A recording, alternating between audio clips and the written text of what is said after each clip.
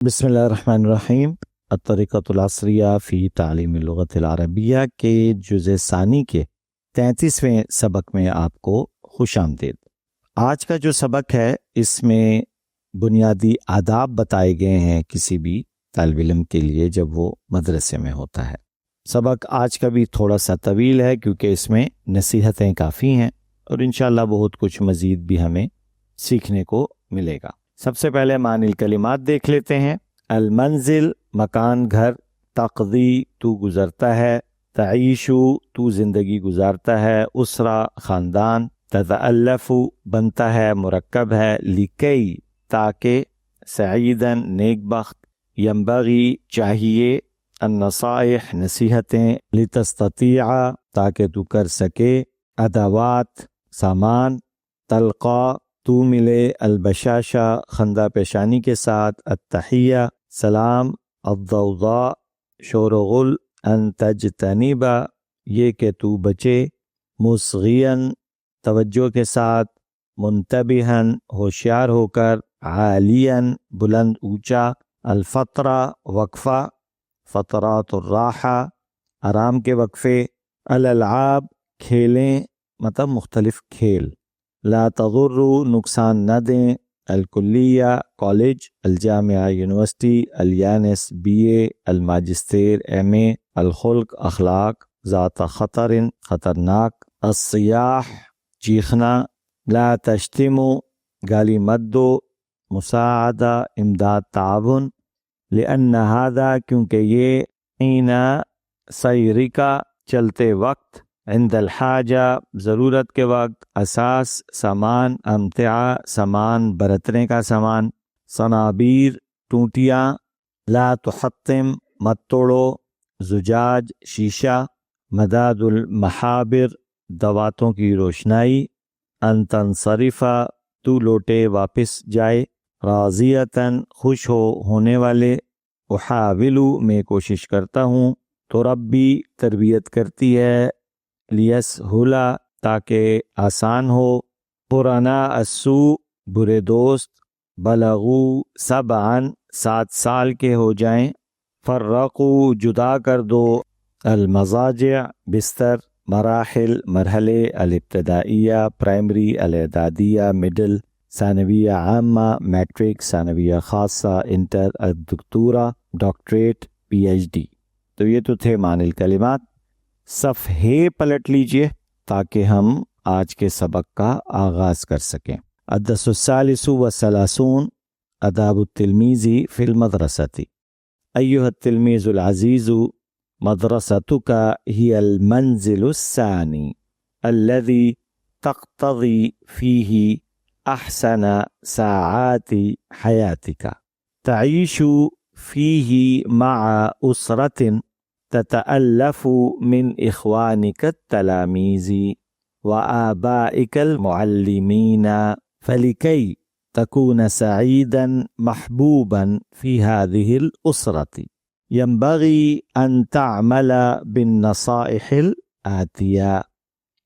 اول، ان تقوم من النوم مبکرا لتستطيع ان تتوضأ وتصلي وتلبس ملابسك النظيفة وتأخذ كتبك وأدواتك وتذهب إلى المدرسة في الوقت المناسب، أن تلقى إخوانك بالبشاشة وتبدأهم بالتحية وتدعوهم بأحب الأسماء إليهم، أن تتجنب الحديث والضوضاء حين سيرك إلى حجرة الدراسة وحين جلوسك فيها، أن تقف لتحية آبائك المعلمين حين دخولهم حجرة الدرس، ثم تجلس مصغيا منتبها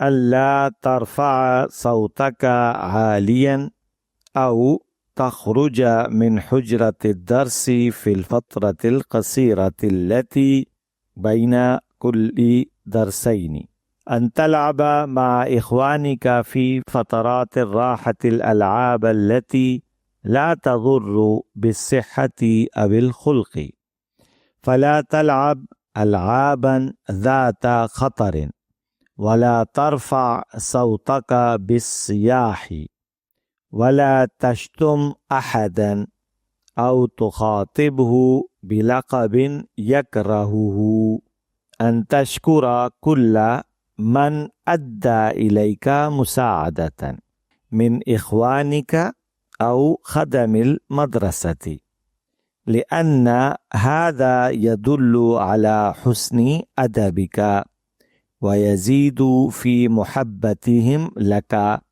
أن تحافظ على سلامة أدواتك ونظافتها وترتيبها في مكتبك ليسهل عليك إخراجها عند الحاجة. أن تحافظ على المدرسة وأثاثها كما تحافظ على بيتك وما فيه من أمتعة. فلا تكتب شيئا على الجدران أو تترك صنابير المياه مفتوحة أو تحطم زجاج الشبابيك أو تلقي مداد المحابر على الأرض. أن تؤدي كل واجب عليك في وقته وألا تؤخر عمل يومك إلى غدك فإن لكل يوم عملا. أن تنصرف من المدرسة والقلوب راضية عنك ليرضى الله عنك وَيَكْتُبَ لَكَ السَّلَامَةَ وَالْبَرَكَةَ فِي حَيَاتِ. الحمدللہ سبق مکمل ہوا. جی ہاں، تھوڑا سا بڑا تھا، لمبا تھا، کیونکہ نصیحتیں ہیں اس میں، لیکن الگ الگ پیراگراف میں تھیں، اس لیے میں نے کوشش کی ٹھہر ٹھہر کے ٹکڑے ٹکڑوں میں اس کو پڑھا جائے تاکہ جو جنرل الفاظ ہیں وہ تو آپ کے ذہن میں آنے چاہیے. جیسے مدرسہ تو کا، تو بھائی تمہارا مدرسہ، ہی المنزل الثانی، یہ دوسرا گھر ہے، دوسری جگہ ہے، تو آسانی سے سمجھ آ جاتی ہے یہ چیز. اب آئیے ہم اس کا ترجمہ دیکھتے ہیں. تمہارا مدرسہ وہ دوسرا گھر ہے جس میں تم اپنی زندگی کی سب سے اچھی گھڑیاں گزارتے ہو. مدرسے میں ایسے خاندان کے ساتھ زندگی گزارتے ہو، یعنی اس سے مراد ہے تم. یہ ذہن میں رکھیے گا. میں نے جس سے آپ کو پہلے بھی عرض کی تھی کہ میں ذرا ادب کا خیال رکھتا ہوں، تو اب اگر ہم بالکل ٹھیٹھ ترجمے پہ چلے جائیں تو وہ یہی ہوگا جس میں تو اپنی زندگی کی سب سے اچھی گھڑیاں گزارتا ہے. تو میں ذرا اس کو تھوڑا سا ادب کے ساتھ پڑھ رہا ہوں، لہٰذا اس چیز کا آپ نے بھی دھیان رکھنا ہے. مدرسے میں تم ایسے خاندان کے ساتھ زندگی گزارتے ہو جو تمہارے بھائیوں کی طرح طلبہ اور تمہارے والد کی طرح اساتذہ سے مل کر بنتا ہے، یعنی خاندان کی بات ہو رہی ہے. بس اس خاندان میں تم خوش نصیب، خوش بخت اور محبوب ہو جاؤ، اور اس کے لیے تمہیں درج ذیل نصائح پر عمل کرنا چاہیے. 1. نیند سے صبح سویرے بیدار ہو، یعنی صبح سویرے نیند سے اٹھو تاکہ تم مناسب وقت میں وضو کر لو اور نماز پڑھ سکو، اور اپنے صاف ستھرے کپڑے پہن لو اور اپنی کتابیں اور سامان لے لو اور مدرسے چلے جاؤ. دوسری نصیحت ہے کہ اپنے بھائیوں سے خندہ پیشانی سے ملو اور پہلے ان کو سلام کرو اور ان کو اچھے ناموں سے پکارو. تیسری نصیحت یہ کہ تم اپنی پڑھائی کے کمرے کی طرف جاتے ہوئے، یعنی کلاس روم جاتے ہوئے، اور اس میں بیٹھنے کے دوران شور و شغب، شور و غل سے پرہیز کرو. چوتھی نصیحت یہ کہ تم اپنی پڑھائی کے کمرے میں داخل ہوتے ہوئے اپنے اساتذہ کے احترام میں اس طرح کھڑے ہو جاؤ جس طرح اپنے والد کے احترام میں کھڑے ہوتے ہو، اور پھر توجہ کے ساتھ چوکنا ہو کر بیٹھو. پانچویں نصیحت یہ کہ تم اپنی آواز زیادہ بلند نہ کرو اور نہ ہی اس وقفے میں پڑھائی کے دوران کمرے سے نکلو جو کہ 2 اسباق کے درمیان ہوتا ہے. یہ چھوٹا وقفے کی بات ہو رہی ہے. ایک ٹیچر اٹھ کے یا استاد اٹھ کے جاتے ہیں اور پھر دوسرے ٹیچر آتے ہیں بیچ میں، کبھی کبھار چند منٹ کا ایک گیپ ہوتا ہے، تو من جملہ جب ہم ایک ایریے میں مستقل بیٹھے ہوئے ہوتے ہیں تو ہم سنک ہو جاتے ہیں، ہماری توجہ ساری درس کی طرف چلی جاتی ہے. اب بیچ میں چھوٹا سا بریک آیا 2-3 منٹ کا اور ہم پھر اٹھ کے باہر نکل گئے، اس سے کیا ذہن منتشر ہوتا ہے، سوچوں میں نئی نئی باتیں آتی ہیں. تو پھر دوبارہ جب نیا استاد آتا ہے تو اس کے ساتھ دوبارہ اس ماحول سے جڑنے میں ہمیں وقت لگ جاتا ہے. چھٹی نصیحت یہ کہ اپنے بھائیوں کے ساتھ آرام کے وقفے میں وہ کھیل کھیلو جو صحت اور اخلاق کو نقصان نہ دے، کیونکہ اخلاق بیٹا بہت ضروری چیز ہے. اگر آپ کے اخلاق نہیں ہیں، آپ ایک بدتمیز ہونہار طالب علم ہیں، تو یہ چیز ذہن میں رکھیں، زندگی بھر آپ کہیں بھی عزت نہیں پا سکتے. اور سب کچھ پا لیں گے آپ، لیکن ہمیشہ لوگ آپ کو ایک بدتمیز کے طور پر ہی یاد رکھیں گے. اس کے بعد آگے نصیحت میں کہا جاتا ہے کہ تم کوئی خطرناک کھیل نہ کھیلو، ایسا کھیل نہ کھیلو جس میں آپ کو یا آپ کی وجہ سے کسی دوسرے کو نقصان ہونے کا خطرہ ہو. پھر اسی نصیحت میں آگے بات آتی ہے کہ چیخ کر اپنی آواز بلند نہ کرو، الصیاح یاد آیا، اور نہ کسی کو گالی دو، اور نہ کسی کو ایسے نام سے پکارو جو اسے پسند نہ کرتا ہو. چڑ بنا دیتے ہیں ہم کبھی کبھار، وہ انتہائی غیر مناسب حرکت ہے. آگے نصیحت ہے کہ ہر اس شخص کا شکریہ ادا کرو جو آپ کی مدد کرتا ہے. وہ آپ کے بھائی یعنی کلاس فیلوز بھی ہیں اور اس ادارے کے ملازمین بھی ہیں، جو آپ کے لیے صفائی کر رہے ہوتے ہیں، موٹریں چلا رہے ہوتے ہیں تاکہ آپ کو ٹائم پہ پانی ملے، بجلی کا انتظام کر رہے ہوتے ہیں، پوری انتظامیہ ہوتی ہے. تو ہم نے، کیونکہ یہ سب مل کے ایک سسٹم بنتا ہے، تو ہر ایک کا شکریہ ادا کرنا ہے. ہم نے ذہن میں رکھنا ہے کہ ان لوگوں کی مدد سے میں آج یہاں تک پہنچا ہوں، یا جو میں پڑھائی کر رہا ہوں سکون سے. آگے فرماتے ہیں کیونکہ یہ بات آپ کے حسن ادب پر دلالت کرتی ہے کہ آپ ایک مؤدب بچے ہیں، اور اس کے نتیجے میں، یہ میں ایک ویسے اضافی جملہ میں نے بولا، اس کے نتیجے میں یہ لکھا ہوا نہیں ہے، اور اس حسن ادب کے نتیجے میں یا اس شکر کے نتیجے میں وہ جتنے بھی لوگ ہیں ان کے دلوں میں آپ کے لیے محبت بڑھ جاتی ہے. وَيَزِيدُ فِي مَحَبَّتِهِمْ لَكَ، ٹھیک ہے نا. اس کے بعد نصیحت ہے کہ آپ اپنے ڈیسک میں اپنے سامان کی حفاظت، اس سامان کی صفائی اور اس کی ترتیب کا خیال رکھیں تاکہ ضرورت کے وقت اس کا نکالنا آپ کے لیے آسان ہو. اس کے بعد نصیحت ہے کہ آپ مدرسہ اور اس کے سامان کا بھی خیال رکھیں. بھی میں نے خود بولا ہے، لیکن اس کے مفہوم میں کہیں نہ کہیں ہے. جیسا کہ آپ اپنے گھر اور گھریلو چیزوں کا خیال رکھتے ہیں، سامان کا خیال رکھتے ہیں.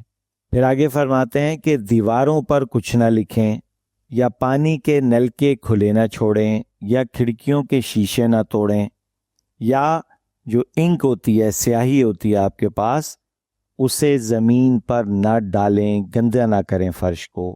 10ویں نصیحت یہ کہ آپ اپنے ہر ذمہ داری کو اس کے وقت پر ادا کریں اور آج کے کام کو کل پر نہ ڈالیں، کیونکہ ہر دن کا کوئی نہ کوئی کام ہوتا ہے.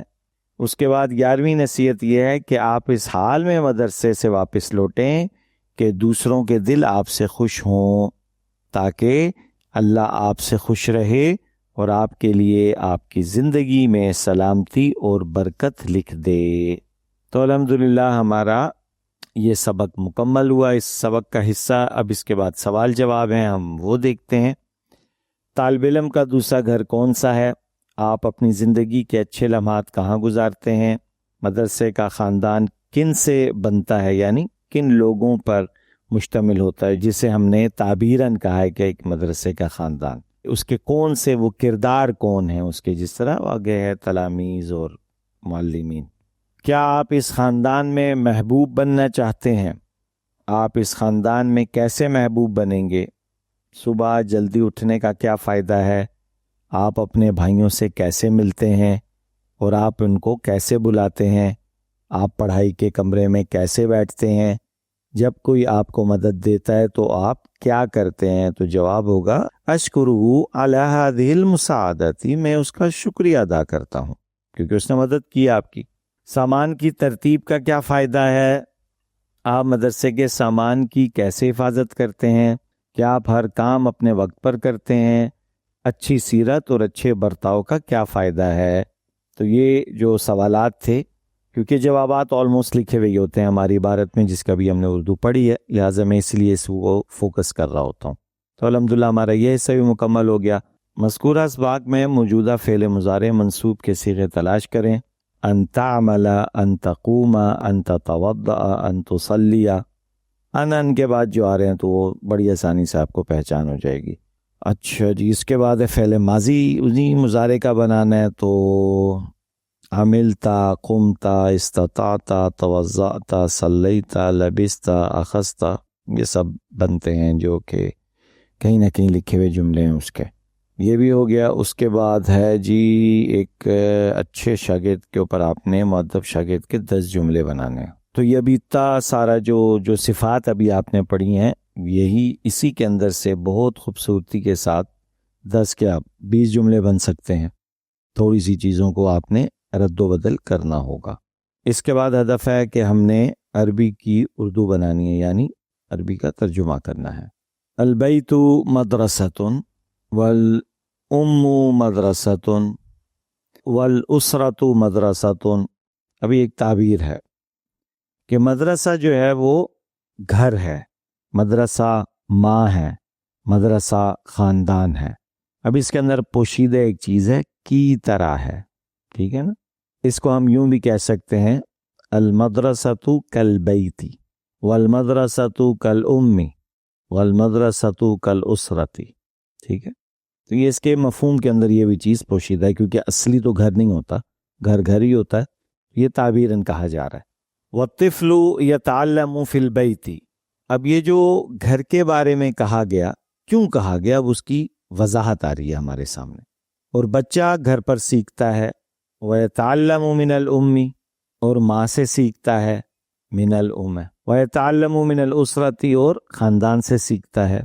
فإذا كانت الأم مؤمنة صالحة ومتعلمة تربي أولادها على الإيمان والخلق والآداب الإسلامية۔ پس جب ماں نیک، ایمان والی اور تعلیمی یافتہ ہو تو وہ اپنی اولاد کی تربیت ایمان اور اخلاق اور اسلامی آداب کے مطابق کرتی ہے۔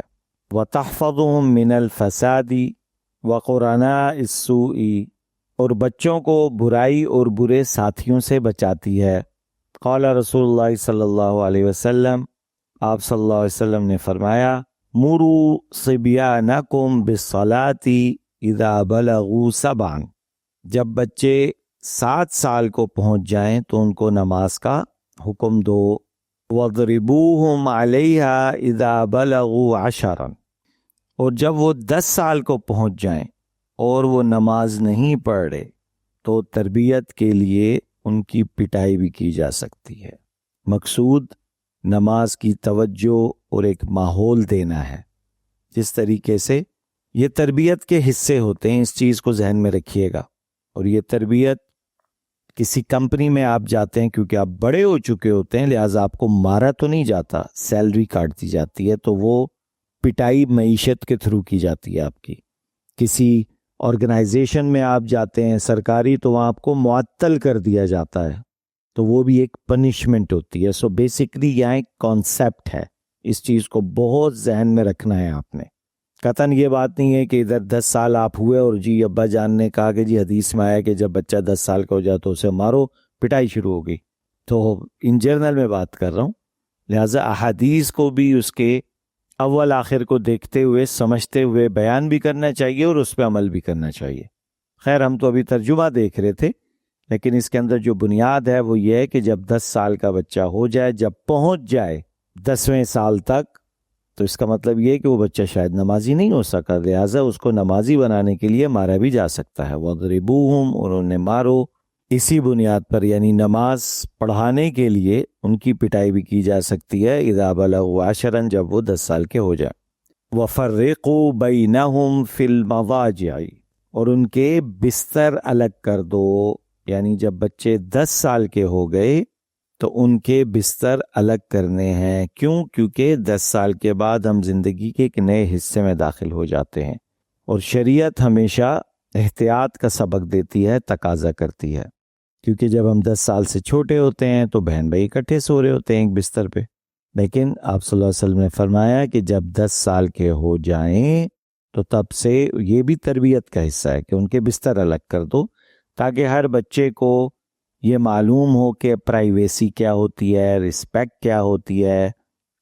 اور بہن بھائی بالکل اپنی جگہ پہ ہیں، محرم ہیں ایک دوسرے کے، لیکن جب 10 سال کے آپ پہنچے تو اب یہاں سے کچھ پروٹوکول شروع ہو جاتے ہیں. جس طرح جن کے پاس وسائل ہیں ماما بابا کا کمرہ الگ ہوتا ہے، اسی طریقے سے بہن بھائیوں کے 10 سال پہ پہنچنے کے بعد بستر الگ ہو جاتے ہیں. پھر جب مزید بڑے ہوتے ہیں تو پھر کمرے بھی الگ کر دیے جاتے ہیں. تو یہ ایک تربیت کا حصہ ہے. خیر بات کافی لمبی ہو گئی، تو الحمدللہ یہ ہمارا ترجمے کا کام پورا ہو گیا. اب ہم آگے اردو سے ہم نے عربی بنانی ہے. اردو میں لکھا ہوا ہے کہ تعلیم کے کئی مراحل ہیں، تو اس کی عربی بنے گی للتعلیمی مراحل: primary, middle, matric, inter, B A, M A اور ڈاکٹریٹ. اعلیٰ تعلیم.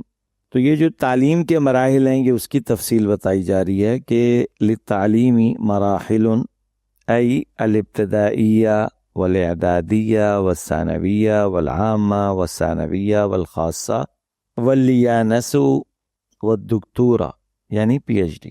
اعلیٰ تعلیم کالجوں اور یونیورسٹیوں میں ہوتی ہے. والتعلیم العالی یکون فی کلیات والجامعات. علم نافع وہ ہے جو انسان کو دنیا و آخرت میں کام آئے. العلم النافع هو الذی یفید فی الدنیا والآخرت. ایسے علم سے اللہ کی پناہ جو انسان کو نفع نہ دے. والعیاذ باللہ من العلم الذی لا ينفع الانسان. الحمدللہ ہمارا یہ ترجمے کا عمل بھی مکمل ہو گیا. تھوڑا سا سبق یہ بھی لمبا تھا، لیکن کیونکہ اب ہم ایک ایڈوانس اسٹیج میں آ چکے ہیں لہٰذا یہ تو چیزیں ہوں گی، اور چند ہی دروس ہیں جس میں یہ تفصیلات آ رہی ہیں.